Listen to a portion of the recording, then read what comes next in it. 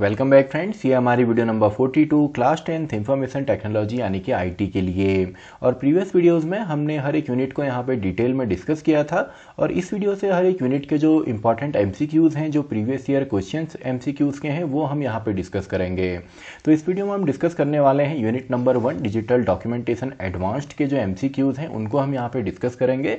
तो स्टार्ट करते हैं। सबसे पहले पहला क्वेश्चन हमारा है, which extension is given to a document by default in Open Office Writer. यानी कि जब भी आप ओपन ऑफिस राइटर को आप यूज़ करते हैं तो बाय डिफॉल्ट उसका जो एक्सटेंशन होता है, जैसे कोई भी फाइल अगर आप यूज़ करते हैं तो उसका एक एक्सटेंशन होता है जो कि बताता है कि ये फाइल किस टाइप की है, तो इसका डिफॉल्ट कौन सा होता है। जब आप सेव करेंगे फिर तो आप अपने नाम से या किसी भी नाम से आप सेव कर सकते हैं, लेकिन डिफॉल्ट यहाँ पे जो आपका होता है वो होता है आपका ODF यानी कि ओपन डॉक्यूमेंट फॉर्मेट।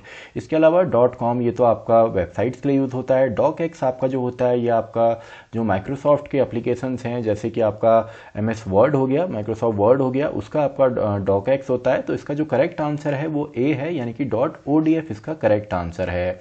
इसके बाद नेक्स्ट क्वेश्चन हम देखते हैं, the documents can be saved by using. यानी कि जब भी आप राइटर को यूज़ करेंगे तो उसको सेव करने के लिए आप कौन सा यहाँ पे शॉर्टकट की यूज़ करते हैं या कौन सा मेथड यूज़ करते हैं।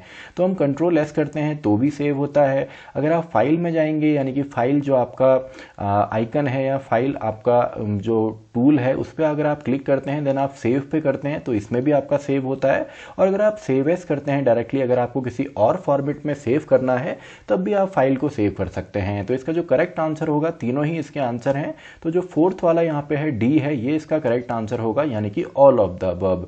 ऐसे ही आपका थर्ड क्वेश्चन यहाँ पे है, which of the following alignments are available in writer. यानी कि राइटर के अंदर आपके कौन कौन से अलाइनमेंट हैं। जब भी आप टेक्स्ट को लिखते हैं अपने डॉक्यूमेंट में तो कौन कौन से आप यहाँ पे अलाइनमेंट यूज करते हैं। देखिए, लेफ्ट से हम लोग स्टार्ट कर सकते हैं, यानी कि जब आप लेफ्ट से स्टार्ट करेंगे, राइट साइड से भी आप चाहें तो स्टार्ट कर सकते हैं। इसके अलावा आप सेंटर से भी स्टार्ट कर सकते हैं। तो इसका जो आंसर है वो ऑल ऑफ द अबव यहाँ पे होगा, यानी कि हर एक तरीका यहाँ पे हमारा सही है।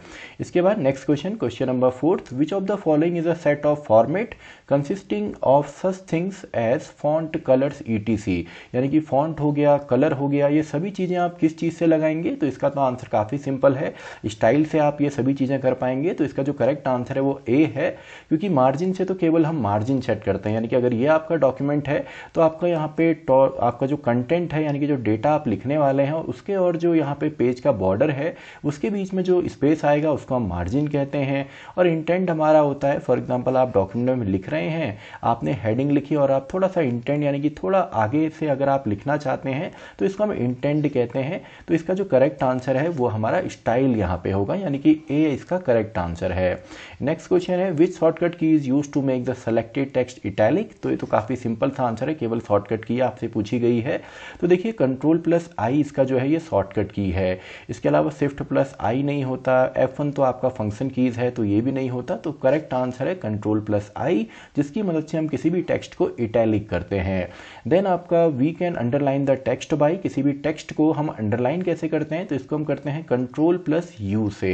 देखिए, Ctrl+V से आपका बोल्ड होता है कोई भी टेक्स्ट, Ctrl+I से आपका इटैलिक होता है एंड Ctrl+U से आपका अंडरलाइन हम लोग करते हैं। तो इसका जो करेक्ट आंसर है वो C ऑप्शन यहाँ पे सही होगा, यानी कि Ctrl+U इसका आंसर होगा। देन लास्ट क्वेश्चन हम देखते हैं, which tab writer contains the mail merge wizard.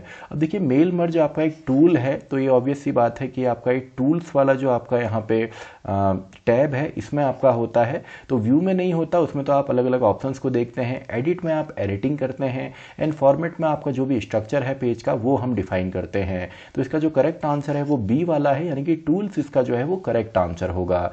तो इसी के साथ हमारा ये पेपर भी कंप्लीट होता है। आई होप आपको एक आइडिया आ गया होगा कि किस तरीके के यहाँ पे क्वेश्चंस आपसे MCQs में पूछे जाते हैं। तो इसी के साथ हमारी ये वीडियो भी खत्म होती है, वीडियो नंबर 42।